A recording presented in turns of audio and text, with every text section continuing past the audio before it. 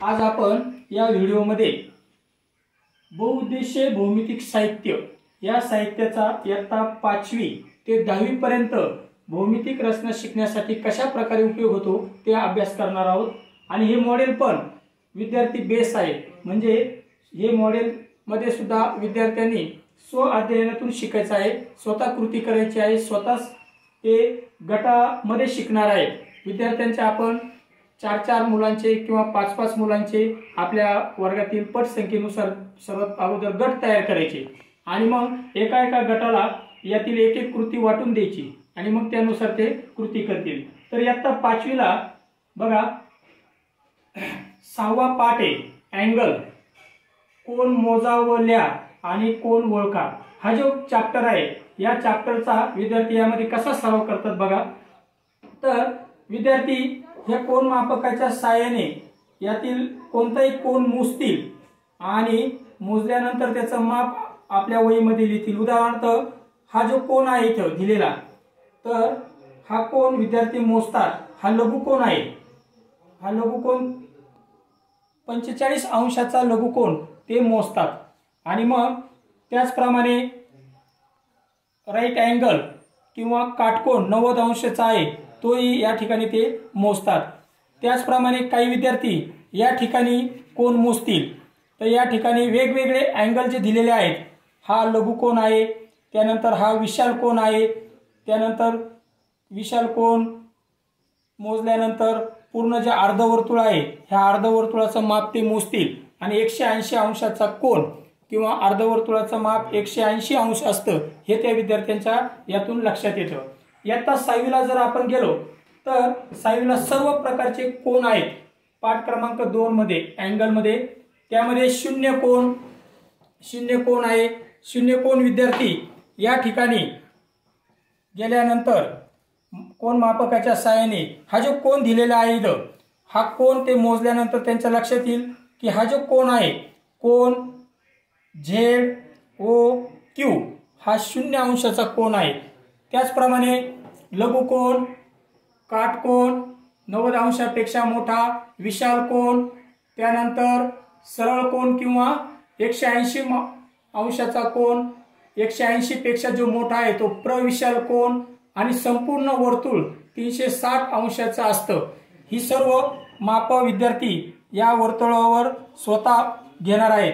या ठिकाणी बघा लघुकोन आहे, विशाल कोन आहे, त्याचप्रमाणे खालच्या बाजूला जर आपण गेलं तर या ठिकाणी काटकोन आहे आणि पूर्ण अर्धवर्तुळ वरचं मग त्यांनी मोजलं त्याप्रमाणे 180 आणि खालचा अर्धवर्तुळ 180 असं मिळून संपूर्ण वर्तुळ 360 अंशाचं असतं हे त्यांच्या लक्षात येतं।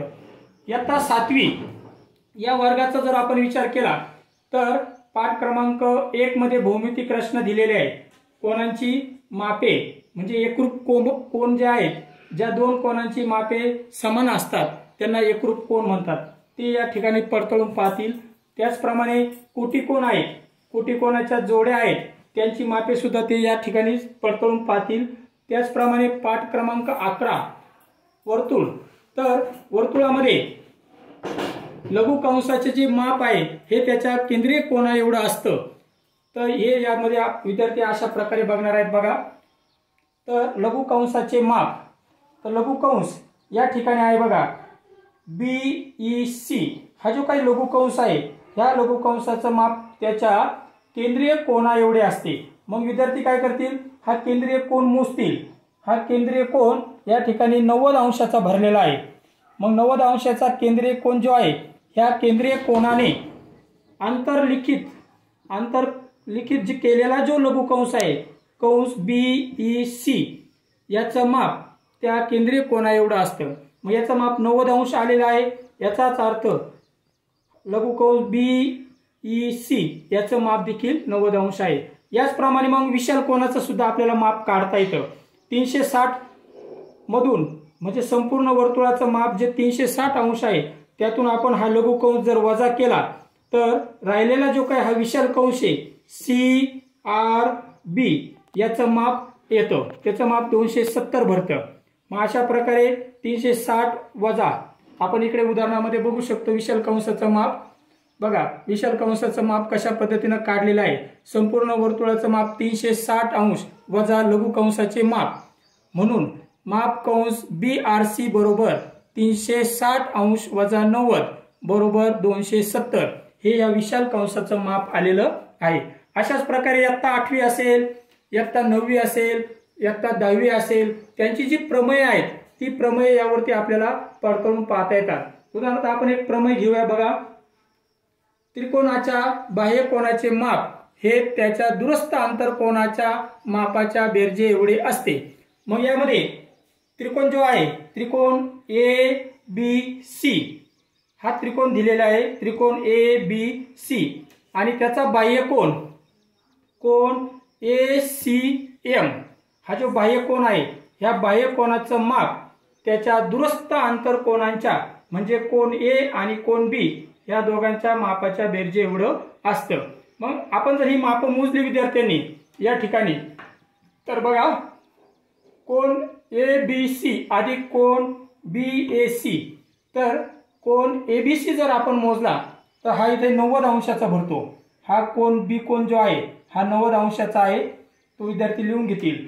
आणि या ठिकाणी जो कोन आहे A कोन, याचा माप बघा 45 अंश भरतं। मग 90 अधिक 45 135 अंश होतं। आणि हा कोन जर आपण मोजला बाह्य कोन, तर हा बाह्य कोन इथून शून्यापासून सुरुवात केला इथपर्यंत आलो आपण 135 अंश भरतो। म्हणजेच हे प्रमेय या ठिकाणी सिद्ध होतं की त्रिकोणाच्या बाह्य कोनाचे माप हे त्याच्या दुरस्थ अंतर कोनांच्या मापाच्या बेरजे